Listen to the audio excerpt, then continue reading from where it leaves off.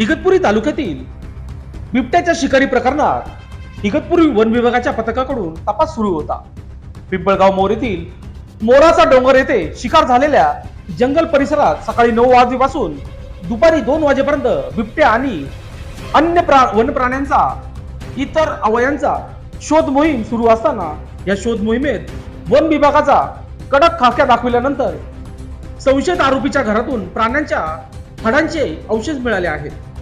मिळालेले औषध हे प्रथमदर्शी बिबट्याचे असल्याचे अंदाज व्यक्त करण्यात आला आहे. पुढील तपासणीसाठी हे सर्व अवशेष प्रयोगशाळेत पाठविण्यात आले आहे.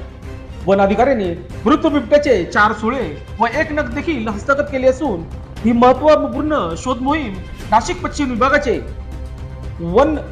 उपवन संरक्षक पंकज गर्गे, पश्चिम भाग नाशिक सहाय्यक वनरक्षक